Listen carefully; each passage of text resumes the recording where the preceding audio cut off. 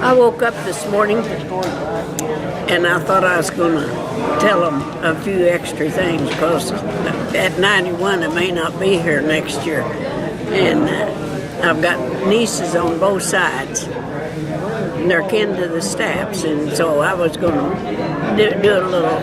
Are you doing something to me now? Yeah. That's not fair. All right. Tell where you from. Tell me your name and where you're from. I am Elsie Simpson Trosper. I'm from Booker, Texas. My mother was Minnie Bell Stapp. Her father was Samuel Stapp. Her mother was Leela Stapp. And there was 7 in that family. And before that family, my granddad Stapp had 4 sons. They were Greg, Gid, Greg, Marion, and Albert. And he was married to one of them Harold girls or whatever their names was. Who wasn't married to all them sisters? The Stapps married all the sisters. Well, his first wife was one of them. Then my grandmother was Leela, and her name was Stapp before she was married to my grandpa. Who was the Stapp? Leela was a Stapp. Right. And I think her and Granddad are first cousins. I think they were. Your mother knows all about that, but I don't keep up on it. But anyway, I was from a family of 12. There was 4 boys, then there was 6 girls, and then there was Eldon, and then there was Onita. And there's 4 of us girls left. My sister Thelma, the oldest sister, was 97 years old, February the 27th of this year, and she lives in a nursing home in Arlington, Texas. And the next in line is Elsie Trosper, and she's 91 years. I'm 91 years old. In September 25th, I'll be 92. I have a sister, Una Benson. She lives in Booker, and she's 88 years old. December, she'll be 89. My baby sister is Onita Hoover, and she lives in Booker, Texas, and she'll be 84 in December. And that's all that's left of them. Well, Una's almost an invalid, and she lives alone. So Elsie takes her mail every day and tends to her. And then Onita, I was the administrator. Una doesn't have any children. So she appointed me as administrator, and I didn't want that job. So Onita's 8 years younger, so I gave it to her. So now we share the responsibility of taking care of an 88-year-old sister. And I think one of these days she's going to have to go to the nursing home. I'm about to get too old to take care of her. Tell me some stories. Tell me some stories about your family and the Stapp family. You've always got a story. Well, we grew up in the Booker area. I knew all my cousins, and we had a good time. And that was one of the things that I was going to tell, that Elva Gid Stapps, that was my mother's half brother. He was married to Vanita Summers, and had Velma and WB and Elva. And when Elva was born, her mother passed away. I think she was 10 days old when her mother passed away.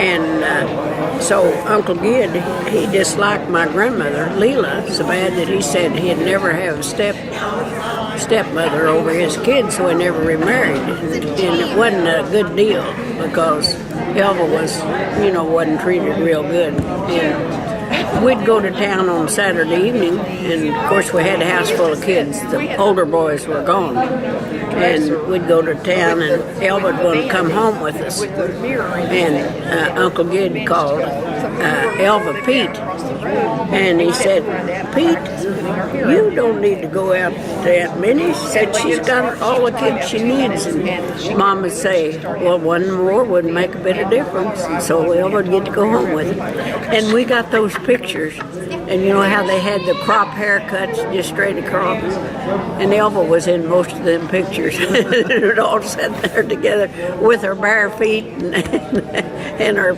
crop haircut, you know. But we had good. So Elva and I were cousins. Well, she married George Trosper, which was EJ's brother. So Elva wasn't only my cousin, she was my sister-in-law. And about the last reunion she came to in Tecumseh, she said, "Elsie, you're more like a sister than a cousin." So we were real close. Well, her girls, all three of the girls are here today.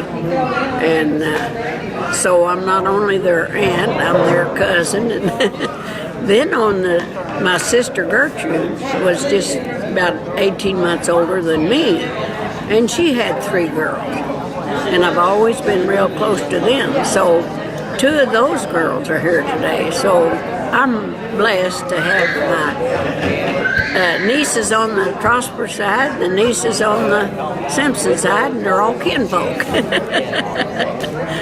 But we had a good life together. I don't have no bad memories of growing up. You know, a lot of times you'd think a family of 12, you know, you'd be neglected.